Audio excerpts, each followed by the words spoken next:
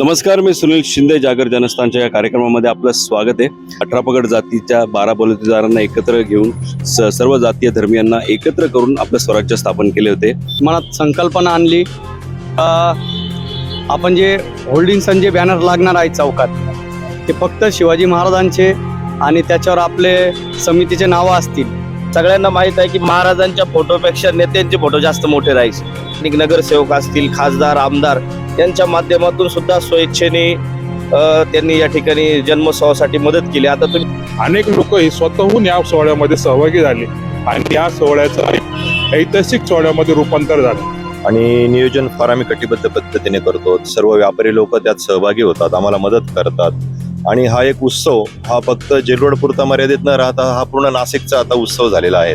इथून मागे 8 वर्षापूर्वी जर गेले तर महिला बाहेर येऊन नाचणं शिवजयंतीत हे तुम्हाला फार दुर्मिळ वाटत असेल. म्हणजे मालोजी राजे भोसले, नंतर शहाजीराजे भोसले, जिजामाता यांच्याविषयी अशोक पाणी आणि त्यांचे बंधू यांनी तो कार्यक्रम अतिशय लोकांना इतका आवडला का आतापर्यंत आम्ही शिवाजी महाराजांविषयी ऐकत होतो.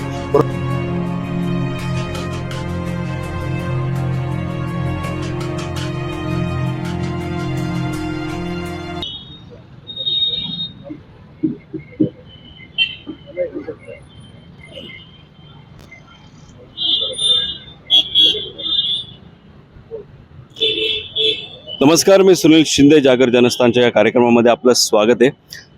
लोक हो, छत्रपती शिवाजी महाराजांनी स्वराज्य स्थापन केले ते 18 पगड जातीच्या 12 बलुतेदारांना एकत्र घेऊन सर्व जातीय धर्मियांना एकत्र करून आपलं स्वराज्य स्थापन केले होते. आज इथे जेलरोड दसक पंच येथे शिवजन्मोत्सव समितीला भेट देण्याचं कारणही तसं वेगळं आहे. इथे आज आपण पाहिलं, इथे एक वेगळीच शिवजयंती इथे साजरी करण्यात आली. त्याचं कारणही खूप वेगळं होती. ह्याची प्रेरणा नेमकी काय होती तेच आपण जाणून घेणार आहोत. अतिशय उत्तम पद्धतीने एक प्रेरणादायी अशी शिवजयंती, शिवजन्मोत्सव आज इथे साजरा झालेला आहे. त्याचेच आज इथे सर्व अध्यक्ष असतील, इथले कार्यकर्ते असतील, त्यांच्या आज आपण चर्चा करण्याचं ठरवलं. नेमकं काय कारण आहे की नेमकं इथल्या वेगळ्या पद्धतीने ही शिवजयंती साजरी करावीशी वाटली. आज आपण अध्यक्षजींना विचारूया की नेमकं या समितीचं नियोजन कसं होतं, काय अनुभव होता या सर्व कार्यक्रमाचा. अनुभव असा विशेष नव्हता, पण ज्या आमच्या जेलरोड उत्सव समितीचे जे समन्वयक, मार्गदर्शक जे सर्व होते त्यांनी आम्हाला एकतर्फी निवड करून एक अध्यक्षपदी मला एकतर्फी निवड केली. आणि त्याच्यानंतर आमची जी समिती तयार झाली त्या अनुषंगाने आम्ही सर्वांनी विचार केला. आपल्यावर ज्यांनी विश्वास एवढा टाकला आहे त्याचा आपल्याला एक चित करायचं आहे. त्यामुळं मग आम्ही एक सहज बसून मनात संकल्पना आणली. आपण जे होल्डिंग जे बॅनर लागणार आहे चौकात ते फक्त शिवाजी महाराजांचे आणि त्याच्यावर आपले समितीचे नावं असतील, जेणेकरून गडकिल्ले असतील, शिवाजी महाराजांचे जीवनाच्या आधारावर आणि मावळ्यांचे जे 12 बलुतेदार त्यांच्या ज्या माहित्या दिल्या आम्ही, ते नवीन येणाऱ्या पिढीला चांगला संदेश मिळेल अशी एक संकल्पना आम्ही मांडली आणि त्याला भरभराटून आम्हाला लोकांचा प्रतिसाद मिळाला. काय अशा वेगवेगळ्या प्रतिक्रिया आल्या की ज्यावेळेस आपण महाराजांचे मावळे असतील त्यांचं एक शिवचरित्र आपण लोकांपर्यंत पोहोचवण्याचा, युवा वर्गाला पोहोचवण्याचा आपण प्रयत्न केला. वेगळ्या अशा काय प्रतिक्रिया आल्या, कोण सांगे? योगेशजी, काय एकंदरीत हा अनुभव होता, काय वेगळ्या प्रतिक्रिया आल्या या शिवजयंती उत्सवाच्या? खऱ्या अर्थाने या चौकाचं वैशिष्ट्य जर म्हटलं तर हा जेल रोड मधला मध्यवर्ती भागातला हा चौक आहे. आणि याच्या आधीच्या ज्या जयंती शिवजन्मोत्सव झाला तर इथं सर्वच समन्वयक आहेत. सगळ्यांना माहित आहे की महाराजांच्या फोटोपेक्षा नेत्यांचे फोटो जास्त मोठे राहायचे.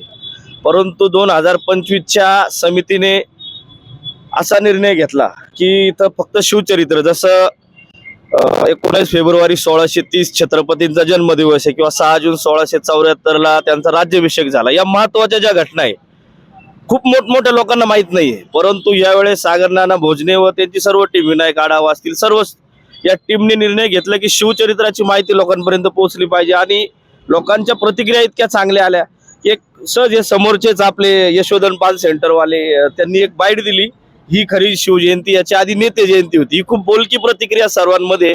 आणि साधारणतः त्याला 25 लाखाच्या पुढे व्ह्यूज त्या इंस्टावरच्या त्यांच्या रीलला गेले. एक आनंद आम्हाला असा होतोय की एवढं सगळं होऊन सुद्धा सर्व एक दिलाने या ठिकाणी कार्यक्रम झाला. खरंच मी समितीला धन्यवाद देईल की या 25च्या समितीचा आदर्श इथून पुढे स्थापन होणाऱ्या सर्व समितीने घ्यावा. तसं बघायला गेलं तर ही शिवजयंती उत्सव हा सर्व जातीय सर्व समावेशक असा उत्सव होता. एकंदरीत या कार्यक्रमाचं नियोजन हे किती आधीपासून असतं, काय त्याची तयारी असते, कुठल्या पद्धतीचं नियोजन असतं आणि कुठल्या पद्धतीचा एकंदरीत व्यापारी वर्गातून आपल्याला सहयोग असतो, ती तयारी कशी असते त्याबद्दल काय सांगाल? साधारण 2 ते 2.5 महिन्यापूर्वीच आम्ही त्या नियोजनाला लागलेलो असतो आणि नियोजन फार आम्ही कटिबद्ध पद्धतीने करतो. सर्व व्यापारी लोक त्यात सहभागी होतात, आम्हाला मदत करतात आणि हा एक उत्सव हा फक्त जेलरोड पुरता मर्यादित न राहता हा पूर्ण नाशिकचा आता उत्सव झालेला आहे. म्हणजे आमचे जे सभासद असतात ते सभासद आता नाशिकपर्यंत गेलेले आहेत. नाशिकवरून आमचे मेन रोड असेल, कॉलेज रोड असेल, तेथील माझे मित्रसुद्धा आता जे शिवजन्मोत्सवचे सभासद झालेले आहेत आणि याचं नियोजन करताना आम्ही एक घरातला उत्सव असतो याप्रमाणे आम्ही सर्वजण कार्यकर्ते मिळून हा शिवजन्मोत्सव पार पाडतो. बरोबर. शिवजयंती म्हटलं किंवा कुठलीही जयंती म्हटलं, एक राजकीय व्यासपीठ म्हटलं की तिथे महिलांचा सहभाग त्या अर्थाने थोडासा आजही कमी जाणवतो. मात्र इथे आपल्याला महिलांचा सहभाग जाणवतोय आणि एक वेगळी अशी प्रतिक्रिया महिलांकडून काय आलेल्या आहे, काय नेमकं त्यांना जाणवलेलं आहे, का महिलांना आवर्जून या शिवजयंती उत्सवाला आवर्जून यावंसं वाटतं, काय त्यांना अनुभव आला, त्याबद्दल काय सांगाल? पूर्वी असं होतं की शिवजयंती आल्यानंतर महिला ह्या बाहेर पडत नव्हत्या, परंतु जसे आता अध्यक्ष नेमायला लागले, जसे अध्यक्ष समन्वयक सगळे जे असतात हे मुलं सगळे महिलांना भरपूर सिक्युरिटी देतात. म्हणजे आता आम्ही घरी जाताना 11 वाजता जातो पण आम्हाला काही वाटत नाही, कारण हे जे 2-2, 2.5 महिने हे सगळं कामधंदे सोडून शिवजयंतीसाठी आपला वेळ दिलेला असतो. यांनी महिलांसाठी इतकं म्हणजे सिक्युरिटी केलेली असते की तुम्ही जर बघितलं शिवजयंतीला येऊन तर जास्तीत जास्त महिलांचा सहभाग नाचण्यासाठी असतो.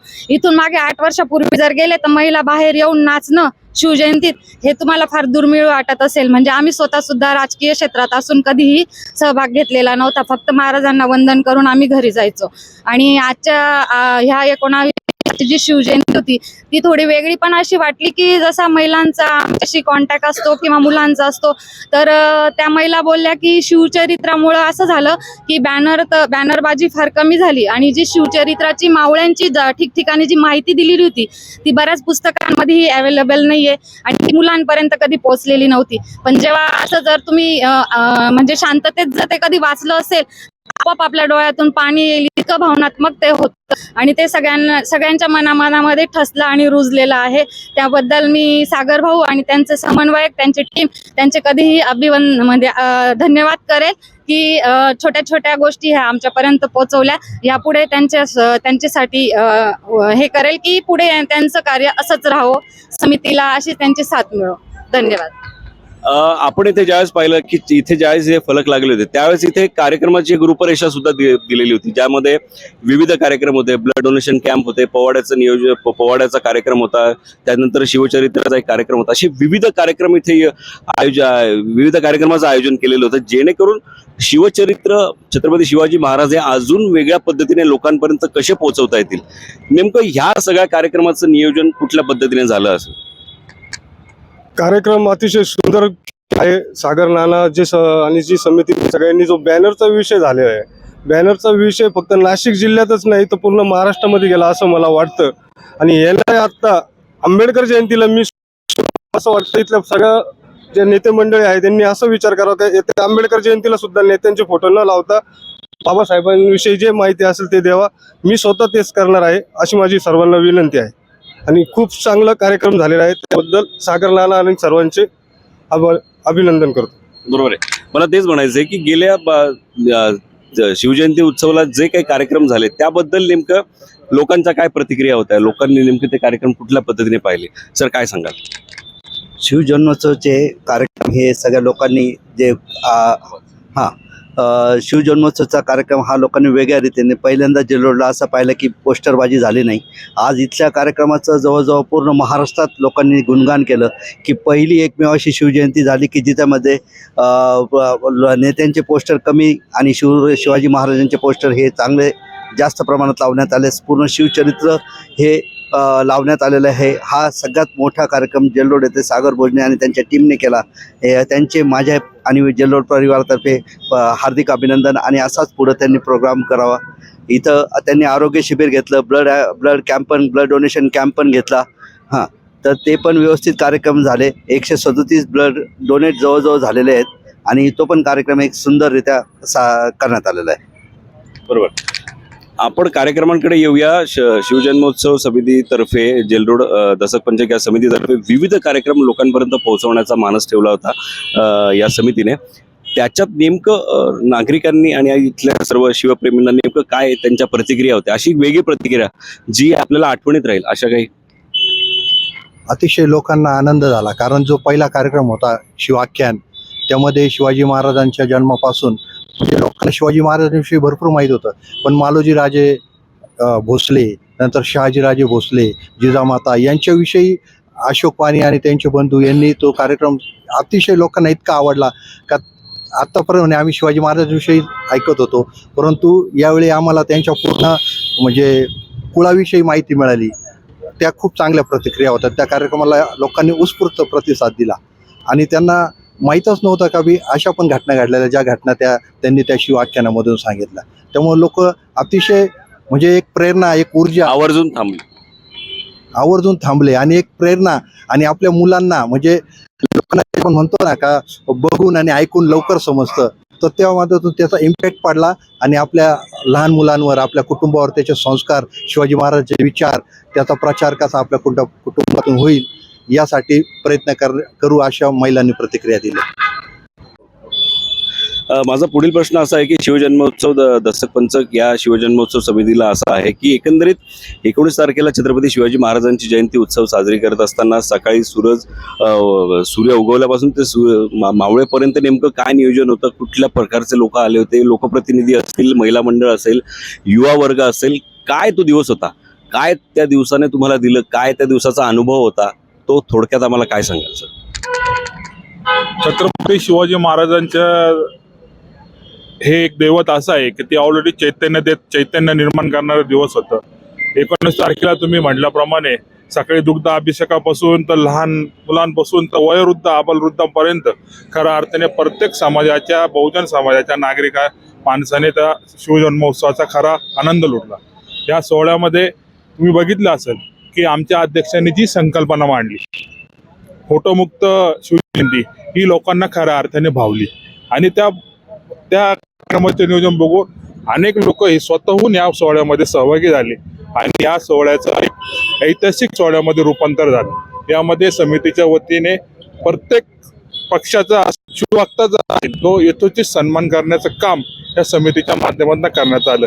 त्यामुळे एक नवीन छत्रपती शिवरायांपासून आम्हाला मिळालं, पण ह्या सोहळ्यात एक नवी ऊर्जा आम्हाला मिळाली आणि ती पुढील काळामध्ये आम्हाला योग्य त्यामध्ये आमच्या मनामध्ये शंका नाही.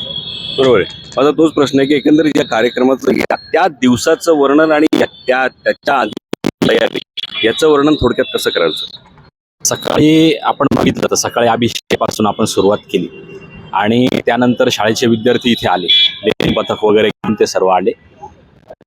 प्रत्येक जण आपल्या परीने हा जो उत्सव आहे आपल्या परीने काय काय करता येईल ते करण्याचा प्रयत्न करत होता. अभिषेक झाल्यानंतर लहान मुलांनी इथे लेझिम पथक सादर केलं. लेझिम पथक झाल्यानंतर आणि हा जो जन्मोत्सव होता याच्यामध्ये बालगोपालांपासून जे यूथ आहे, यूथ ते जे सिनियर सिटीजन आहे, या सर्व लोकांचं इन्व्हॉल्वमेंट होतं.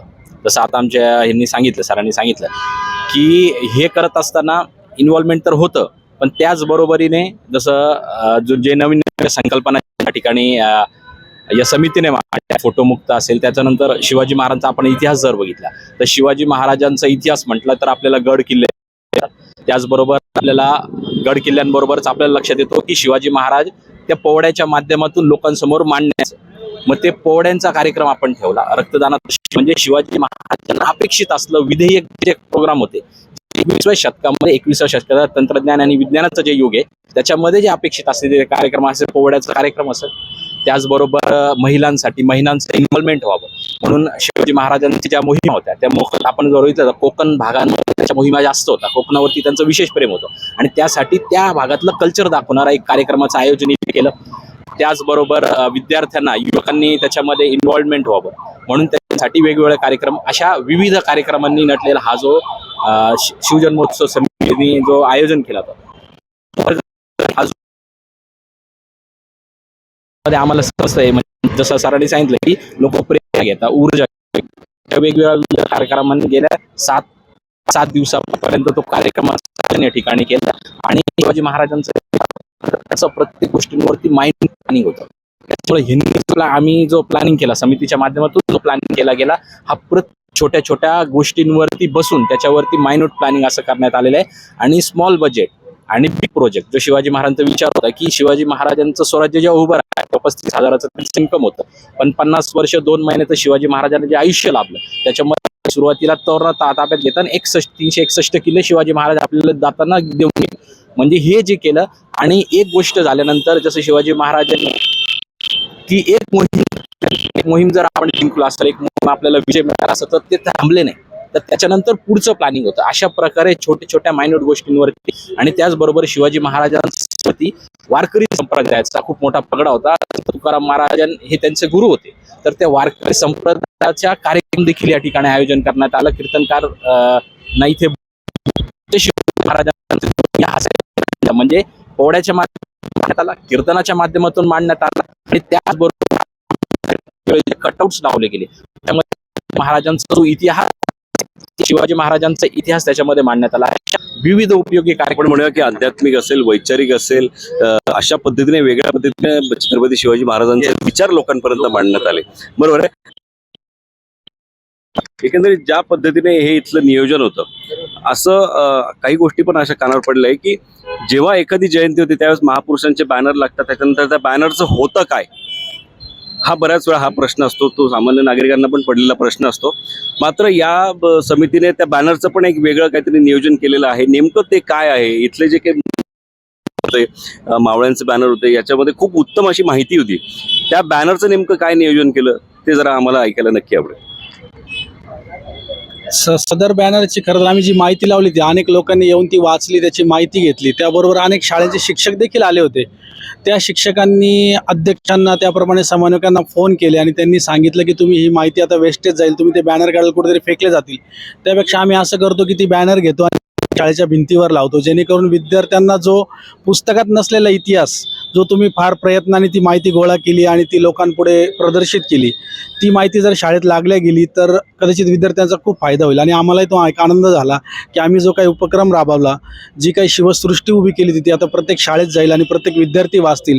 आणि त्या याने आम्हाला अशी कसा एक आनंद वाटतो की विद्यार्थ्यांना आमच्याकडून लोकांना तर आम्ही कार्यक्रम दिले, सांस्कृतिक कार्यक्रम झाले, समितीने दिले, त्याप्रमाणे विद्यार्थ्यांनाही कुठली तरी माहिती दिल्या गेली, त्याचा एक मनपूर्वक आनंद वाटतो. आणि या जयंतीला जो काही अध्यक्ष सागर नाना भोजने यांनी वैयक्तिक जो काही खूप मेहनत घेतली, त्याबरोबर त्यांनी प्रत्येक कार्यकर्त्याला सांभाळलं, प्रत्येक समन्वयक, प्रत्येक मार्गदर्शक असेल यांच्याकडून वेळोवेळी मार्गदर्शन घेतलं आणि त्याप्रमाणे कुठलीही चूक न करता ज्याप्रमाणे आमच्या समन्वयकांच्या मिटिंगमध्ये ठरलं होतं की कुठल्याही नेत्याचा, कुठल्याही कार्यकर्त्याचा फोटो बॅनरवर लागणार नाही, फक्त आणि फक्त शिवाजी महाराजांची माहिती, मावळ्यांची माहिती आणि गडकिल्ल्यांची माहिती लागेल, त्याप्रमाणे ह्या अध्यक्षांनी ते करून दाखवलं. माझी अशी अपेक्षा आहे की या पुढील जयंत्यांना देखील जो कोणी अध्यक्ष होईल त्यांनी ही कृती अवलंबावी आणि हा जो पायंडा पडलेला हा कायमस्वरूपी असंच राहावा. बरोबर आहे. हा विचार खरं तर खूप उत्तम आहे की खरं तर महाराजांचे विचार मांडण्यासाठी त्याला कोणाचं क्रेडिट देण्याची गरज नसते. महाराज स्वतःच त्याला एक खूप मोठं आपण म्हणूया की ते स्वतःच. माझा पुढील प्रश्न असा आहे की एवढ्या सगळ्या कार्यकर्त्यांचा इन्व्हॉल्व ह्या सगळ्यामध्ये एकंदरीत आर्थिक बजेट सांभाळणं पण खूप जिकिरीचं काम असतं. तर हे नेमकं कुठल्या पद्धतीने सांभाळलं गेलं, किती लोकांचा स्वयंस्फूर्तीने त्याला सहभाग लागला, तो अनुभव कसा होता सर, काय सांगाल? या ठिकाणी भागात आमची अशी पद्धत आहे की वार्षिक सभासद आम्ही या ठिकाणी करतो. 6,000 रुपये एक सभासद, एका सभासदाची फी, अशा पद्धतीने 350-400 सभासद आम्ही या ठिकाणी स्वयंस्फूर्तीने लोक झाले या ठिकाणी. आम्ही त्यात सर्व सभासदांचा डेटाही त्या निमित्ताने होतो, त्यांना वाढदिवसाच्या शुभेच्छा देतो. अशा पद्धतीने कौटुंबिक वातावरण त्या ठिकाणी तयार होऊन जातं. अशा पद्धतीने काही सभासद केले आणि जसे आता पवार सर असतील, स्थानिक नगरसेवक असतील, खासदार, आमदार यांच्या माध्यमातून सुद्धा स्वइच्छेने त्यांनी या ठिकाणी जन्मोत्सवासाठी मदत केली. आता तुम्ही आज स्टेज जरी बघितलं तर याचं बजेट 10 लाखाच्या पुढचं आहे.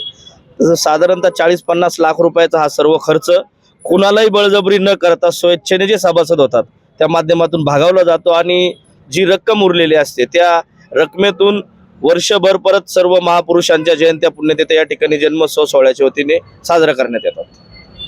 बरोबर.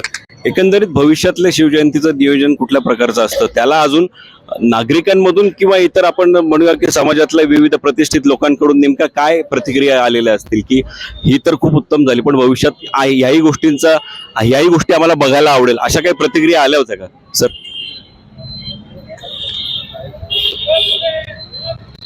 भविष्यामध्ये शिवजन्मोत्सव समितीने जो सागर नाना भोजने असतील त्यांनी त्यांच्या अध्यक्षतेखाली खऱ्या अर्थाने आज हा जो इतिहासाला कलांटणी देणारी ही घटना आहे. खऱ्या अर्थाने महाराष्ट्रामध्ये जो बॅनर्सचा जो विषय होता आणि त्याला कलांटणी देऊन हा विषय मेसेज देण्याचं काम केलं आहे.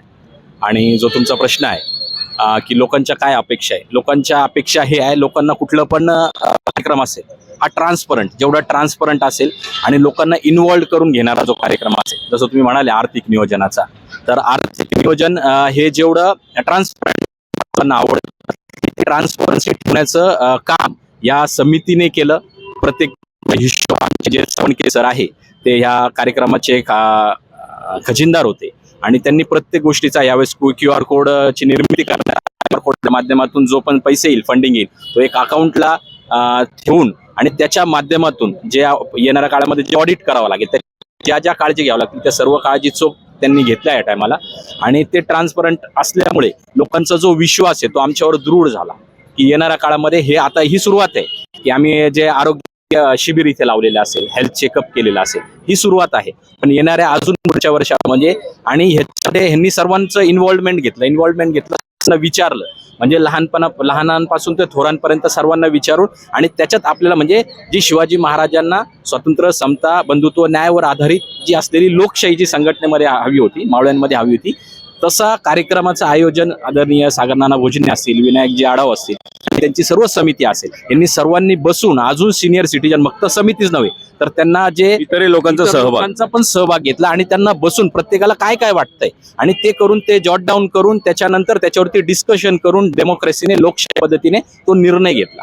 आणि ही जी पद्धत आहे, लोकशाहीची पद्धत आहे, सर्वांना इन्व्हॉल्वमेंट करून घेण्याची पद्धत असते. आणि त्याचबरोबर जसं मी म्हणलं आर्थिक नियोजनाची, ट्रान्सपरन्सीची असेल, ही गोष्टी लोकांना भावली आणि लोकांचा विश्वास दृढ झालेला आहे. आणि येणाऱ्या काळामध्ये अजून लोकांचे काही सजेशन येतील त्याच्यावरती ही समिती नक्कीच काम करण्याचा प्रयत्न करेल. माझा पुढील प्रश्न आहे की या शिवजन्मोत्सव सोहळ्यासाठी महिलांची पण आवर्जून खूप मोठ्या संख्येने त्यांची उपस्थिती होती. त्याबद्दल नेमकं काय सांगाल, काय अनुभव होता या आगळ्या वेगळ्या शिवजयंतीचा? खरंच यावर्षी सागर भाऊंनी खूप वेगळ्या प्रकारचं नियोजन केलेलं होतं. कुठलीही बॅनरबाजी म्हणजे पुढारी लोकांचे वगैरे, राजकारणी लोकांचे कुठलेही बॅनरबाजी नाही, फोटो नाही, तर शिवाजी महाराजांच्या चरित्राचे जे पूर्ण बॅनर वगैरे लावलेले होते, माहिती दिलेली होती. अक्षरशः मुलं स्कूल बसनी किंवा रिक्षामध्ये मुलं जायचे तर मुलांनी तिथे थांबून ते वाचलं आणि मुलांनी त्याचा आदर्श पण घेतला. बरेच पालक पण सांगायचे की खूप छान यावेळची वेगळी म्हणजे मुलांना जे शिवाजी महाराजांबद्दलचं जे चरित्र आहे ते मुलांना कळालं. काही काहींना माहीत नव्हतं, पालकांना सुद्धा म्हणजे जे काही त्यांना माहीत नव्हतं. सगळ्यांना हे चरित्र भाऊंच्या जयंतीच्या माध्यमातून प्रत्येकापर्यंत पोहोचलं आणि भाऊंच्या टीमने आणि भाऊंनी खरंच वेगळ्या प्रकारे एक ह्या वर्षीची शिवजयंती साजरी केली. तसंच महिलांची उपस्थिती मोठ्या प्रमाणात होती. यावर्षी त्यांनी महिला पण सभासद करून घेतल्या आणि महिलांची उपस्थिती आणि महिलांना चांगल्या प्रकारचं एक प्रोटेक्शन होतं. घरी जाण्यापर्यंत पण म्हणजे व्यवस्थित महिलांची काळजी वगैरे सगळ्यांना फोन करून सांगणं वगैरे अशा प्रकारे भाऊंनी आणि भाऊंच्या टीमने महिलांची खूप काळजी घेतली आणि एक आगळी वेगळी शिवजयंती साजरी झाल्याबद्दल भाऊंच्या आणि भाऊंच्या टीमचे खूप खूप धन्यवाद, आभार. आणि पुढील याच्यासाठी त्यांना खूप खूप शुभेच्छा. पुढेही असेच कार्यक्रम भाऊंनी राबवावा अशी मी त्यांना शुभेच्छा देते. धन्यवाद. या शिवजयंती उत्सवाला नागरिकांचा जसा आवर्जून प्रतिसाद होता त्याच पद्धतीने अधिकारी वर्ग असतील, पोलीस वर्ग असतील यांचा पण आवर्जून प्रतिसाद होता. तर पोलीस प्रशासनातील काही वर्गातील काही मंडळी येऊन गेली, त्याच्यात अधिकारी वर्गातली काही मंडळी येऊन गेली. त्यांचं एकंदरीत ह्या सगळ्या कार्यक्रमाबद्दल काय म्हणणं होतं, काय त्यांना एकंदरीत ते काय घेऊन गेले असं तुम्ही सांगा? ते बोलले की तुम्ही आमचा ताण बराचसा कमी केला, कुठल्याही प्रकारचे होल्डिंग तुम्ही चांगले लावले आणि आमचा खूप ताण कमी झाला म्हणे. कुठल्याही काहीच कार्यक्रमाला गालबोट न लावता आम्हाला कुठल्याही प्रकारचा त्रास झाला नाही आणि कार्याध्यक्ष सगळ्या टीमने खूप चांगलं काम केलं म्हणे. बरोबर. इथे ज्या काही कार्यक्रमाचं नियोजन होतं, इथे 7 ते 8 कार्यक्रमचं इथे आयोजन केलेलं होतं. कुठला कार्यक्रम पर्सनली तुम्हाला जास्त आवडला असं तुम्ही सांगा? तुम्ही कुठला कार्यक्रम बघितला, कुठला कार्यक्रम आवडला? आमचा जो शेवटचा कार्यक्रम असेल महाराष्ट्राची लोकधारा, त्यात महाराष्ट्राच्या सर्व कलेंचा त्यांनी सादरीकरण केलं. ते सर्व लोकांना खूप आवडलं. आम्ही ज्या खुर्च्या टेबल सांगितल्या त्या आम्हाला कमी पडल्या. 1000-1200 लोक तर उभे होते. 1200 खुर्च्या होत्या, त्या पूर्ण भरलेल्या होत्या. आणि 11 वाजले तरी लोक खुर्चीवरून उठले नाही. 11:30 वाजले तरी लोक बसलेलेच होते. छान होतं. ही त्या कार्यक्रमाची पावती असं पण समजूया. बरोबर. सरांना मला एक प्रश्न विचारायचा आहे की सर, एकंदरीत या कार्यक्रमाचं एकंदरीत काय आपण वर्णन कराल की कुठल्या पद्धतीचा कार्यक्रम झाला? इथे विविध कार्यक्रम आयोजन केलेले होते, नागरिक आले, विविध वर्गातले लोक आले, सर्व नेते मंडळी येऊन गेले, सर्व जाती समावेशक असा कार्यक्रम झाला, सर्व वर्गांचा समावेशक असा कार्यक्रम होता. त्याबद्दल काय सांगा? आता ह्या ठिकाणी कमीत कमी 30 वर्ष झाले शिवाजी महाराजांचा पुतळा बसून. 30 वर्षामध्ये मी प्रत्येक कार्यक्रमात हजर असतो, प्रत्येक कार्यक्रमाला समितीत असतो, बाहेर असतो, बघतो सर्व. आत्तापर्यंत जो कार्यक्रम आज झाला, ह्यावेळेस जो कार्यक्रम झाला, तो आत्तापर्यंत असा कधीच कार्यक्रम झालेला नाही. त्याच्यामुळे लोकांचा प्रतिसाद या कमिटीला पूर्णपणे भेटला. सर्व काही व्यवस्थित पार पडलं. कार्यक्रम जे झाले ते सर्व व्यवस्थित झाले. काय वेगळं पण वाटलं या कार्यक्रम? 25-30 वर्षात तिथं जे झालं नाही ते यावेळेस घडून गेलं बस, इतिहास घडला असं. तेच आपण म्हणूया की एक वेगळ्या पद्धतीची शिवजयंती आज या जेल रोड शिवजन्मोत्सव समितीने आज इथे साजरी केली. इथे आवर्जून मोठ्या संख्येने, इथे स्वयंस्फूर्तीने इथे सागरजी भोजने आणि त्यांची ही सर्व कार्यकारी मंडळी हे सर्व इथे येत असतात आणि वर्षभर ते विविध आपल्या महापुरुषांची जयंती साजरी करत असतात. आज इथे येण्याचं कारणच हे होतं की एक आगळीवेगळी जयंती, ज्या पद्धतीची जयंती आज त्यांनी आज इथे साजरी केली, ज्याचा अनुभव नागरिकांनी घेतला, युवा वर्गाने घेतला, ज्येष्ठ नागरिकांनी घेतला आणि ज्याचा प्रत्यय हा सोशल मीडियातून देखील लोकांपर्यंत पोहोचला. अशाच शिवजयंती किंवा अशाच विविध जयंती, आपल्या महापुरुषांचे विचार हे आपल्या लोकनेत्यांनी लोकांपर्यंत पोहोचवावे हीच आपली अपेक्षा असते आणि ह्याच अपेक्षेसाठी आज आपण इथे आलो होतो आणि त्यांचे मतं जाणून घेतले. आपण पाहत राहा जागर जनस्थान. धन्यवाद.